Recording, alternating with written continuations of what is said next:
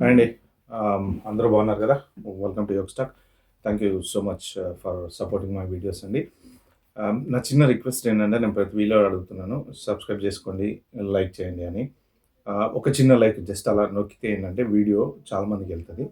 సరే మీరు ఏ వీడియోలు చేసినా చేయకపోయినా ఈ పర్టిక్యులర్ వీడియో ఇప్పుడు నేను పెట్టేది మాత్రం దయచేసి కంపల్సరీ ఒక లైక్ ఇవ్వండి. ఏంటంటే ఇది ఎక్కువ మందికి ఫార్వర్డ్ అవుతది. చాలా ఇంపార్టెంట్ ఇన్ఫర్మేషన్ నేను చెప్పబోతున్నాను ఇప్పుడు.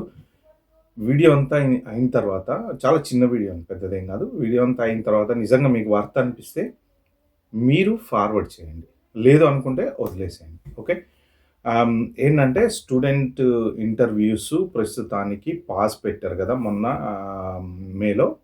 ఇప్పుడు జూన్ 18 నుంచి మళ్ళీ వీసా ఇంటర్వ్యూస్ రీస్టార్ట్ అయినాయన్నమాట. సో, ఇది వెరీ, వెరీ ఇంపార్టెంట్ అప్డేట్ యాక్చువల్‌గా. అయితే ఏంటి అంటే అఫీషియల్‌గా ఎక్కడ ఏ గవర్నమెంట్ వెబ్‌సైట్‌లోనూ ఇంకా దీని గురించి డీటెయిల్స్ పెట్టలేదు. జనరల్‌గా న్యూస్‌లు ఎలా ఉంటాయి అంటే ఫస్ట్ మీడియాకి లీక్ చేస్తారు. మీడియా పేపర్‌లలో ఏస్తది. ఆ తర్వాత ఆటోమేటిక్‌గా అది గవర్నమెంట్ వెబ్‌సైట్‌లలో పెట్టుకుంటూ ఉంటారనమాట. ఒకసారి ఏంటంటే మీడియాకి లీక్ చేయకుండా డైరెక్ట్ గవర్నమెంట్ వెబ్‌సైట్‌లో పెడతారు. ప్రస్తుతానికి ఏంటంటే నాకెక్కడ నేను డిగ్ చేశాను, ఎతకడానికి చూశాను, దొరకలేదు. కాకపోతే వాషింగ్టన్ పోస్ట్‌లో తర్వాత చాలా న్యూస్ పేపర్స్‌లో వాటిలలో అయితే దీని గురించి ఇన్ఫర్మేషన్ అయితే ఇచ్చారు.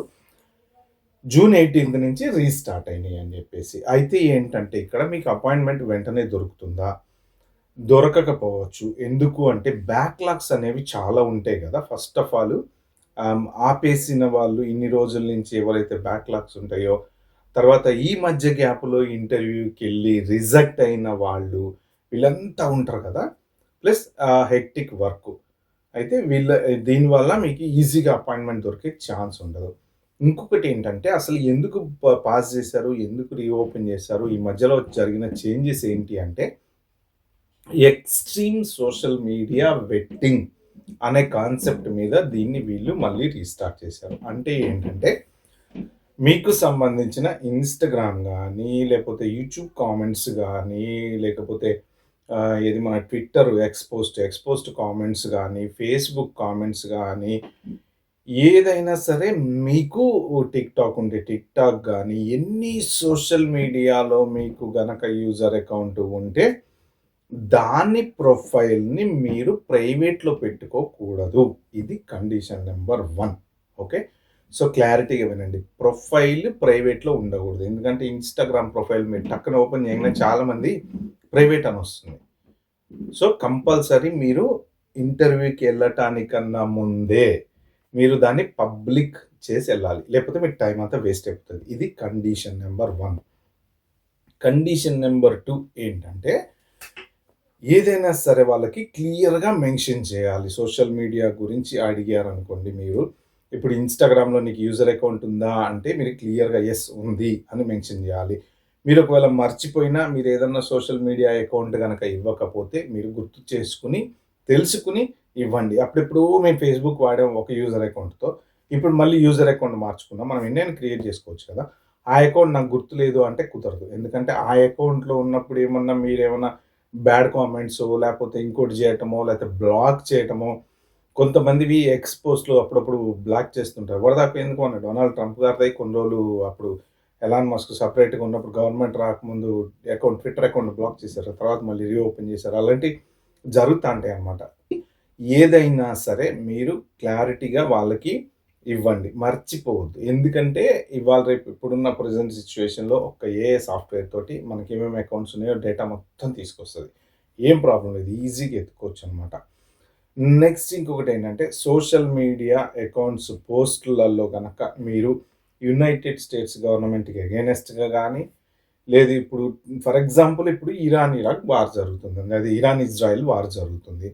సో, అంటే వార్ అనొచ్చు, ఎస్కలేషన్ అనొచ్చు, whatever it is something is going on గదా! దానికి మీరు సపోర్టివ్‌గా అమెరికాని తిడుతూ డొనాల్డ్ ట్రంప్ ఇంతే, డొనాల్డ్ ట్రంప్ ఇట్లా చేస్తున్నాడు అని ఇప్పుడు ఆవ్ ఆహ్, కా దానికి కామెంట్ పెట్టారనుకోండి, అక్కడ బుక్ అయినట్టనమాట మనం.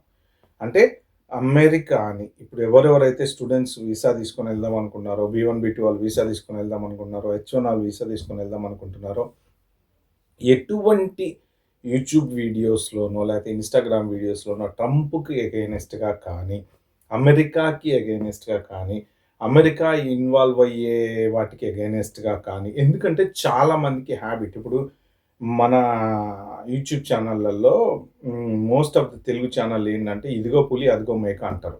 అంటే అసలు ఇక్కడ వీళ్ళు డిస్కషన్‌లో ఉండంగానే అక్కడ బాంబులేసేసారు. అయిపోయింది, పేలిపోయింది, కంట్రీ మొత్తం నాశనం అయిపోయింది. జనాలంతా చచ్చిపోయారు అని చెప్తారనమాట. అంత అడ్వాన్స్‌డ్ క్రియేట్ చేస్తారు మన ఇన్ఫర్మేషన్. ఏంటి వాళ్ళు ఎవరి గురించైనా ఏదైనా చెప్పగలరు న్యూస్ ఛానెల్స్ వాళ్ళు.